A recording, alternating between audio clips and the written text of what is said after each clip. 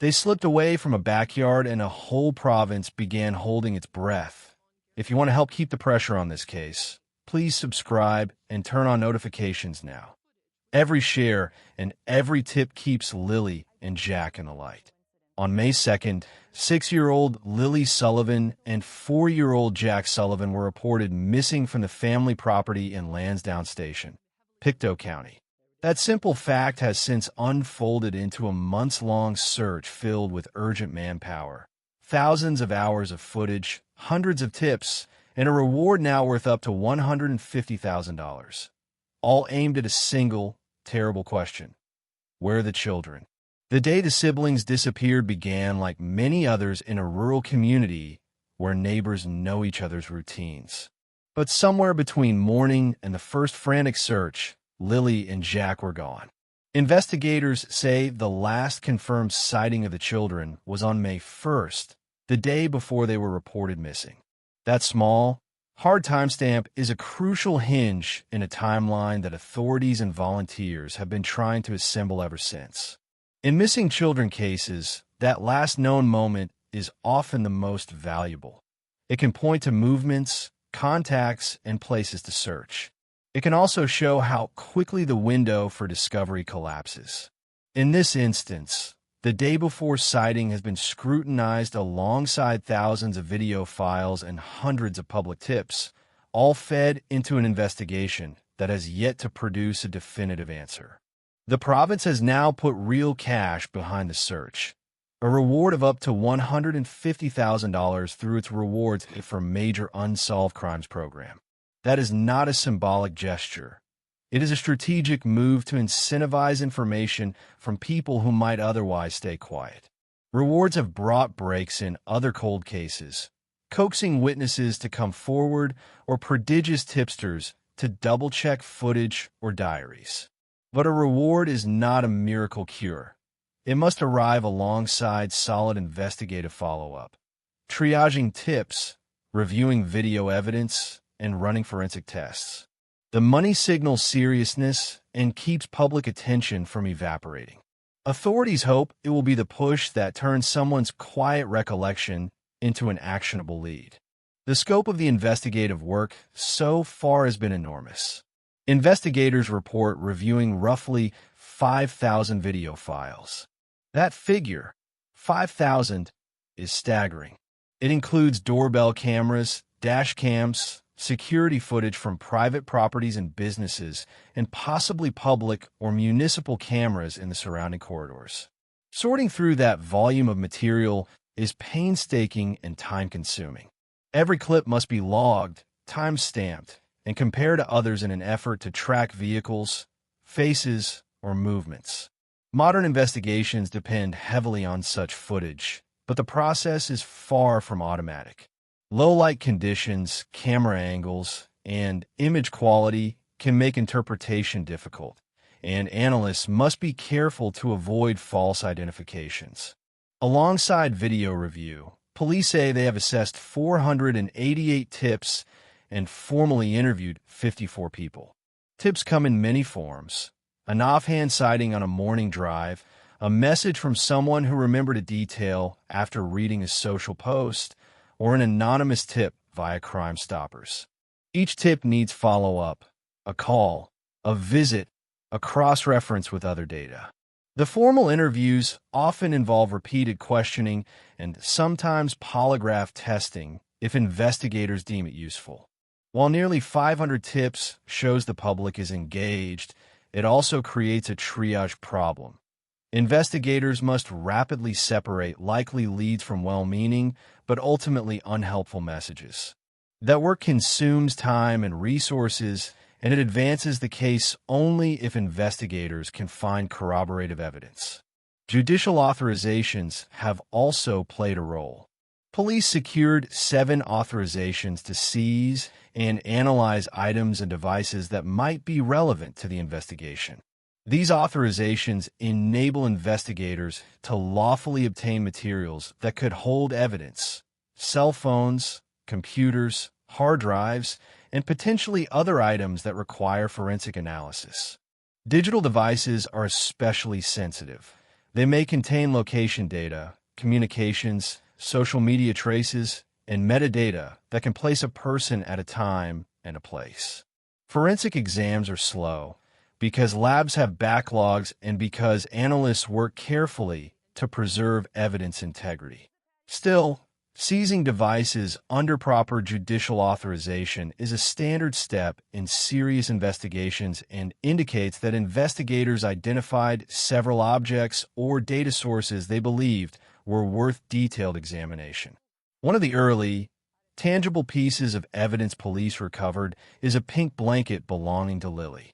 It was found near the family property and has been submitted for forensic testing. A child's blanket is a deeply personal item. It can carry biological traces, skin cells, hair, sweat that labs can analyze. Forensic tests could reveal whether the blanket has contact DNA from someone else or whether environmental traces on it can place it in a particular location. The blanket's condition, wet, torn, folded, or otherwise, could also suggest whether it was dropped in haste, carried deliberately, or relocated. But forensic work takes time, and while the seizure of the blanket indicates police recognized its potential value early on, lab results that definitively narrow leads are not instant. Ground search operations have been extensive and varied. Authorities deployed traditional boots-on-the-ground searches, aerial supports including helicopters, drones for detailed overhead scans, and specially trained bloodhounds to follow scent trails when conditions permitted.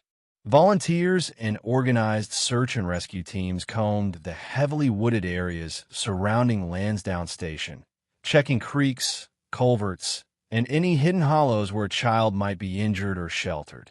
Divers search bodies of water that are often considered in rural missing person cases. Search strategy in such terrain is methodical. Grids are established, zones cleared in patterns to avoid duplication, and evidence is cataloged carefully. The terrain in that part of Nova Scotia is thick with woods, fallen trees, and uneven ground, especially challenging environments for finding a small child who might be lost or injured. Despite the wide-ranging efforts, the public faces the hard truth that no major breakthrough has been announced. The last confirmed sighting being on May 1st raises difficult questions about that key interval. Investigators have tested multiple hypotheses. Could the children have wandered and become lost to the rugged terrain? Is abduction a possibility? Could wildlife have played a role? Or might an accidental injury have been concealed? Each theory demands specific kinds of evidence. A wandering hypothesis would look for tracks, dropped clothing, or traces of the children's presence deep in the woods. An abduction hypothesis would make vehicle sightings, suspicious activity, and witness reports critical. The possibility of a concealed, accidental death, though terrible to contemplate, would lead investigators to re-examine properties and conduct forensic sweeps for the smallest physical trace. So far, police have not publicly confirmed a favored theory, an unsurprising restraint given the stakes. Investigators must avoid prematurely narrowing focus before evidence suffices. As the months have passed, community response has remained strong even without a decisive lead. Vigils and fundraisers continued. Neighbors organized volunteer canvases, and local groups kept the case visible. The social energy matters. It maintains attention, supports the family, and sometimes pressures people with relevant information to come forward.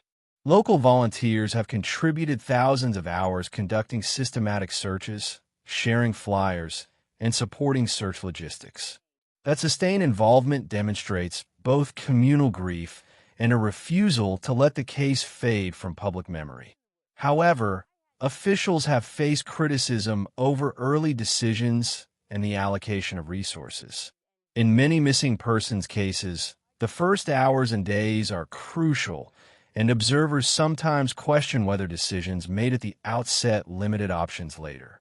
Questions regarding the timing of certain searches, the order in which footage was reviewed, or whether particular properties were searched promptly have circulated in public forums and local media. Investigators counter that they must balance rapid action with sound procedure, securing warrants, coordinating multi-jurisdictional resources, and preserving evidence for rigorous examination. The tension between public expectations for immediate, visible action and investigators' need to follow legal and forensic protocols is familiar in high-profile cases. Both perspectives have validity. Families and neighbors want proactive searches and answers. Investigators must act within the law and according to best practice forensic standards. The scale and complexity of the investigation are part of why authorities remind the public that tips, however small they may seem, can be critical. Officials continue to urge anyone with information, even if it feels trivial, to contact the RCMP or Crime Stoppers.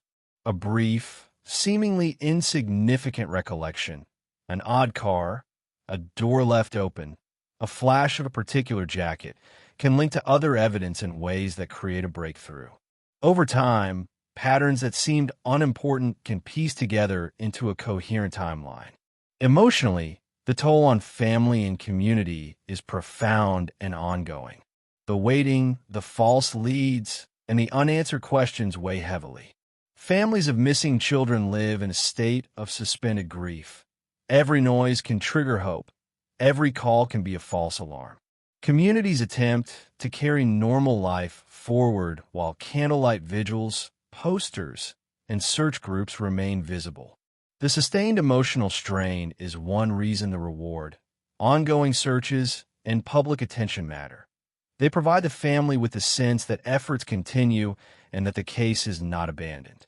As investigative focus has sharpened, public consensus appears to be shifting away from the idea that the disappearance was a simple accident like wandering into the woods and toward the possibility of abduction or other foul play. That shift reflects the passage of time, the absence of evidence consistent with accidental wandering, and the scale of the searches that turn up minimal trace.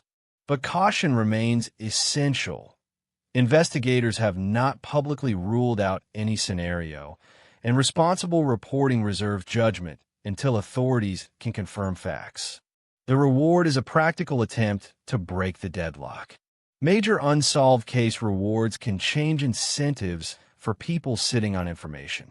It can persuade someone who worried about being drawn into a legal process, someone whose memory had faded, or someone who hoped the situation would resolve without their involvement to come forward. The reward signals the government's commitment and seeks to jog the memory of a community and a broader public that might hold the key detail. What does all this mean for the future of the investigation? First, it remains active. Police say they will continue reviewing footage and pursuing leads. Second, public cooperation remains vital. Third, the use of advanced forensic analysis, DNA, digital device forensics, and environmental tracing of items like Lily's blanket will be central if they reveal connections to places or people. Finally, time is both a challenge and a constant. Memories fade and evidence degrades, but methodical, persistent investigation combined with public vigilance has solved cold cases before. The combination of careful police work, forensic testing, and community assistance offers the best chance of a breakthrough. If you have any information, authorities urge you to call the official tip lines. Even a small observation, an unusual visit, a vehicle you didn't think much about then, an old phone clip, can be pivotal. For those who want to help beyond reporting tips, share verified information responsibly and support community efforts without spreading unconfirmed theories. For the families and neighbors who continue to search and grieve, the most important thing is not to give up hope. This case remains one of the most urgent and closely watched missing children investigations in the region. The combination of a widespread search, a massive review of video evidence, forensic analysis, and a substantial financial reward underscores both the seriousness of the effort and the complexity of reaching an outcome. Keep watching official channels for verified updates. Keep checking old footage and memories. And if you can, subscribe and stay tuned. Sustained attention is one of the practical tools that can help bring Lily and Jack home. Please like, subscribe, and share this report so their names stay in circulation. Every tip matters. Every voice can help.